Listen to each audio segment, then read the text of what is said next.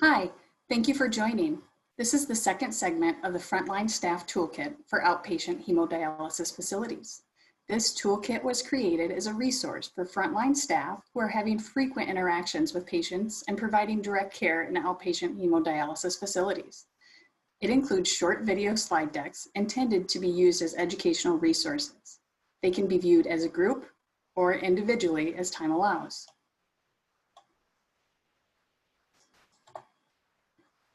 Evidence-based practices and existing CDC recommendations for preventing infections in the dialysis setting, as well as observations of clinical practice, are the foundations for this toolkit. COVID-19 recommendations are summarized in the interim additional guidance for infection prevention and control recommendations for patients with suspected or confirmed COVID-19 in outpatient hemodialysis facilities. This guidance was developed from the information currently available about COVID-19. This approach will be refined and updated as more information becomes available and as response needs change in the United States. It is important to stay informed about COVID-19 to prevent introduction and minimize spread of COVID-19 in your dialysis facility. We encourage you to use this toolkit along with other COVID-19 dialysis-specific resources and ongoing activities in your clinic. The guidance and additional resources are available on the CDC webpage. The video you are watching is tips for outpatient hemodialysis facilities during COVID-19, personal protective equipment. This video will highlight some of the basic personal protective equipment used in dialysis. We will also be discussing some more specific PPE practices for coronavirus disease 2019, so patients can continue to receive dialysis treatments. Let's get started by refreshing our knowledge on some general personal protective equipment used in dialysis. Remember, PPE protects you, the healthcare worker, from infectious material, such as blood or body fluids, and helps prevent the transmission of pathogens between patients.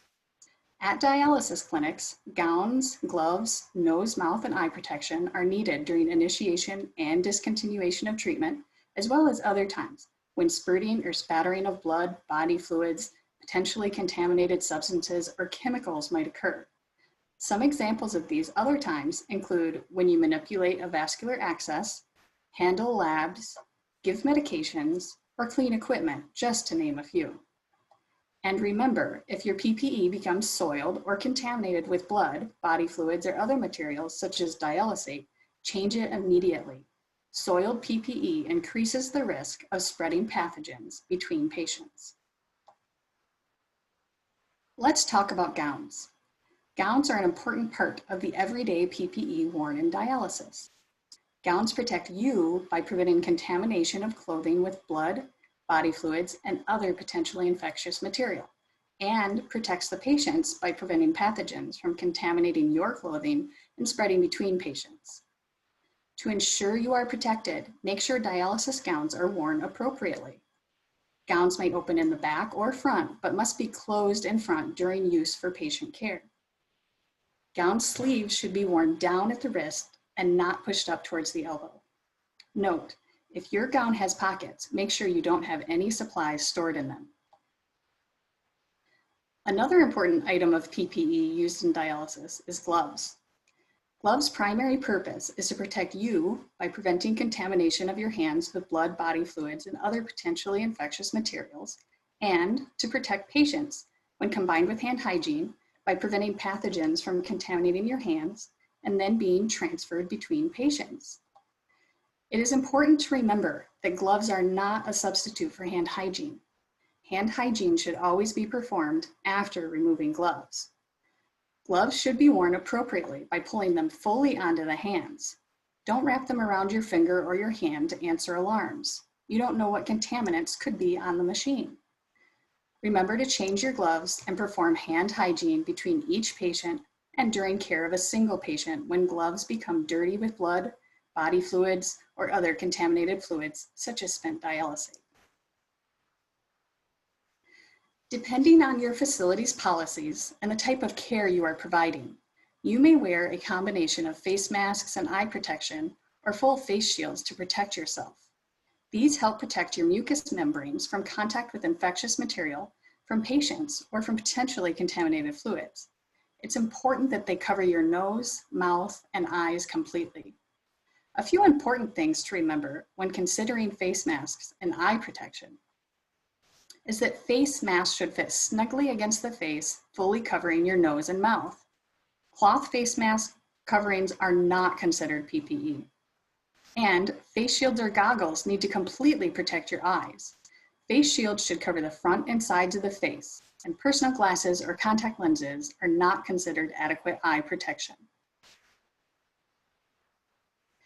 It's important to recognize the difference between a face mask and an N95 respirator. The face mask fits loosely over the face, and the N95 respirator filters the air and provides a seal around the face, but must be fit tested prior to use.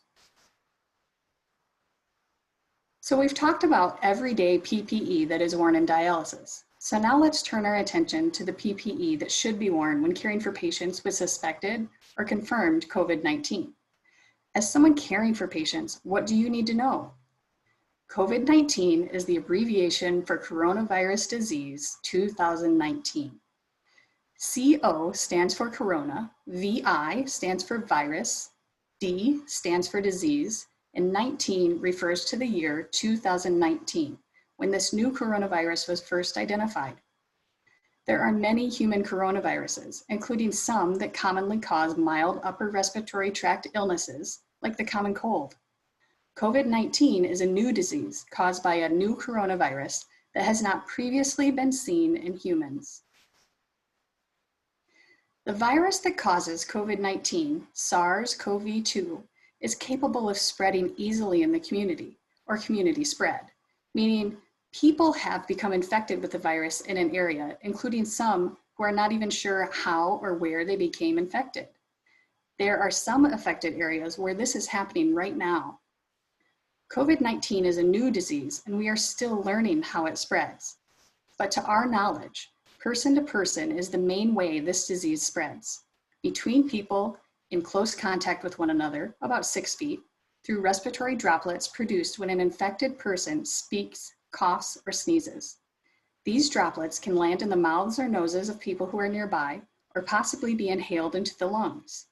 Some recent studies have suggested that COVID-19 may be spread by people who are not showing symptoms. Another way the virus is spread is through contact with contaminated surfaces or objects. It may be possible to get COVID-19 by touching surfaces and then touching your nose, mouth, or eyes.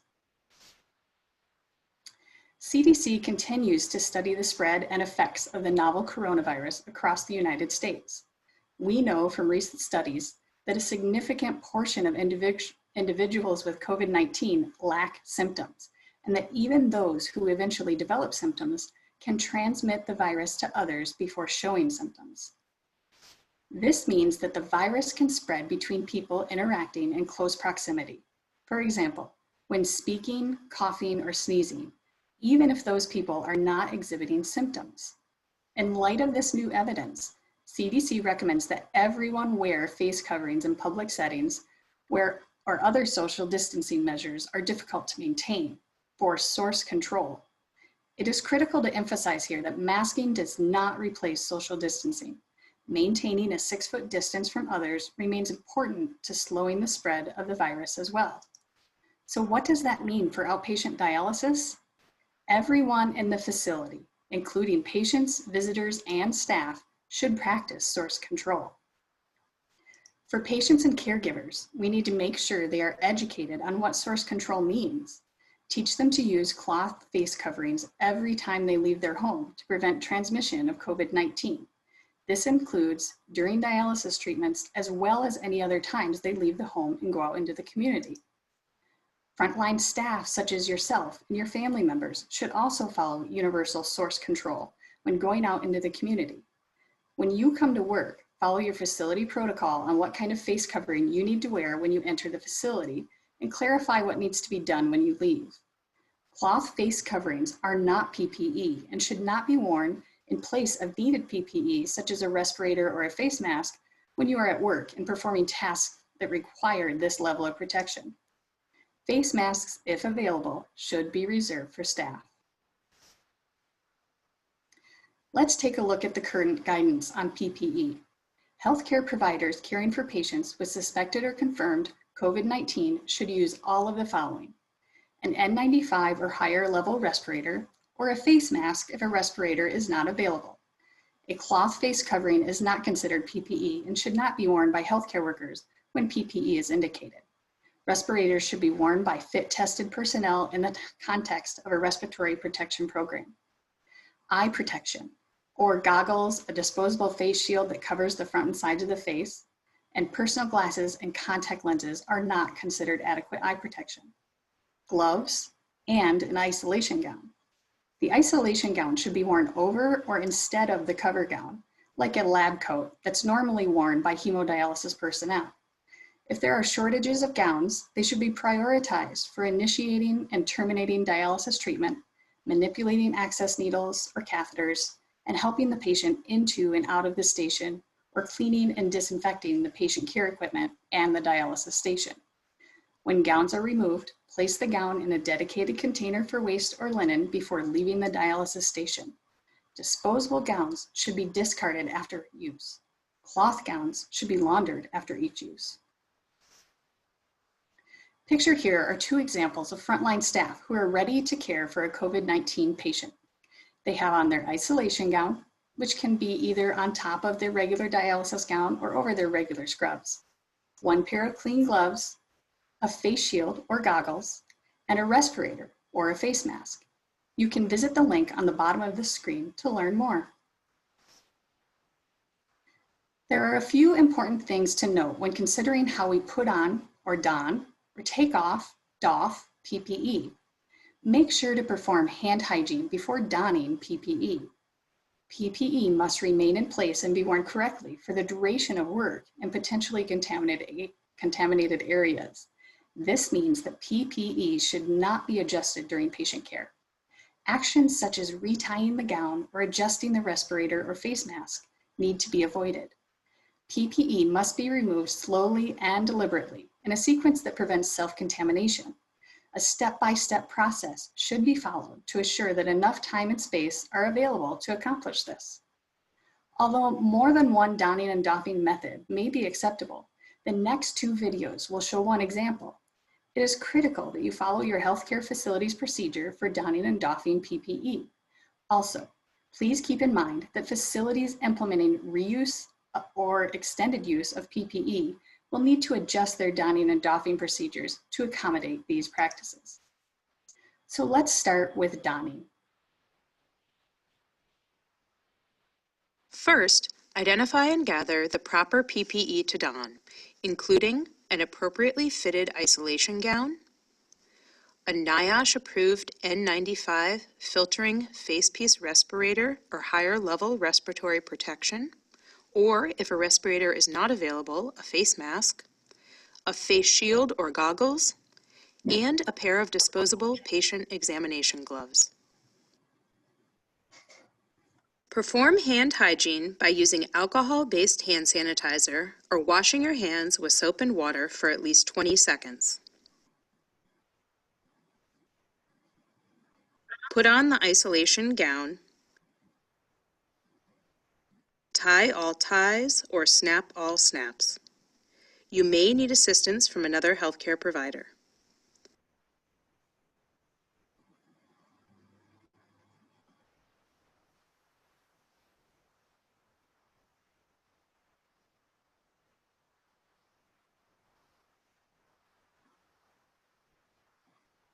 Put on the N95 respirator. When using a respirator with a nose piece, fit it to your nose using both hands. Do not bend or tent the respirator. Extend the respirator under your chin, protecting both your mouth and nose. Pull the top strap over your head, placing it on the crown.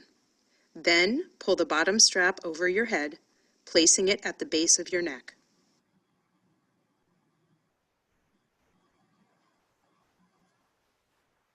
Lastly, perform a user seal check. Do this by using your hands to cover the surface of the respirator and gently exhale, checking that the facepiece bulges slightly. Then, While keeping your hands over the respirator, take in a quick, deep breath, checking that the facepiece collapses slightly. If air escapes through the edges, readjust the fit of your respirator and perform another user seal check. Do this each time you put the respirator on. If a respirator is not available, put on a face mask. Extend the face mask under your chin, protecting both your mouth and nose. If the mask has loops, hook them around your ears. If it has ties, secure them at the base of your neck and crown of your head.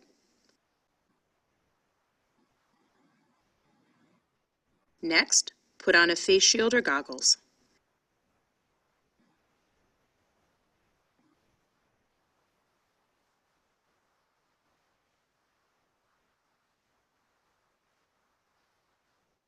Once again, perform hand hygiene.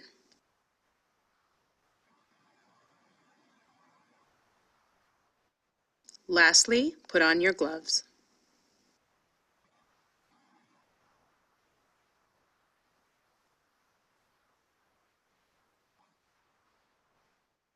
Pull the gloves down so that they cover the wrist of the gown.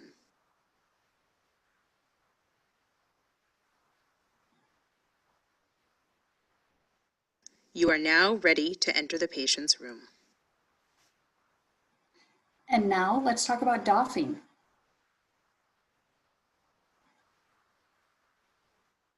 Remove and discard your gloves. Gloves can be removed using more than one technique. For the glove and glove technique, pinch the outside of the glove near the wrist. Peel downwards, pulling the glove inside out. With your ungloved hand, slide your finger under the wrist of your remaining glove. Again, peel downwards, turning the glove inside out. Discard the gloves. For the beaking method, pinch the outside of the glove near the wrist. Using your finger, pull the glove inside out and over the fingers and thumb to form a beak. With the beaked hand, pinch the opposite glove at the wrist and pull downwards, turning the glove inside out. With the ungloved hand, pull the beaked glove off, touching only the inside of the glove. Next, remove your gown. Untie all ties or unsnap all snaps. Some gown ties can be broken rather than untied. In that instance, break the ties gently, avoiding a forceful movement. Reach up to the shoulders and carefully pull or roll the gown down and away from the body. Dispose of the used gown. You may now exit the patient's room. Perform hand hygiene by using alcohol-based hand sanitizer or washing your hands with soap and water for at least 20 seconds. Be sure to clean your wrists where the edge of the glove was located. Carefully remove the face shield or goggles by grabbing the strap and pulling upwards and away from your head. Do not touch the front of the face shield or goggles. Next, remove and discard the respirator or face mask. If you are wearing a respirator, remove the bottom strap by grabbing only the strap and bringing it carefully over your head. Grasp the top strap and bring it carefully over your head, and then pull the respirator away from your face without touching the front of the respirator. If you are wearing a face mask, carefully untie the straps or unhook them from your ears and pull the mask away from your face without touching the front of the mask. Lastly, once again perform hand hygiene after removing the respirator or face mask. You have now completed the doffing procedure. And finally, don't forget, you are part of a team. Make sure you take the time to help each other out when it comes to PPE practices at your facility. Don't be afraid to speak up and ask questions. Conversations about PPE and COVID-19 are important. Working together and using your voice is the key to keeping yourself, your coworkers, and dialysis patients safe. Thank you for taking the time to watch this module, and thank you for your work to keep patients on dialysis safe.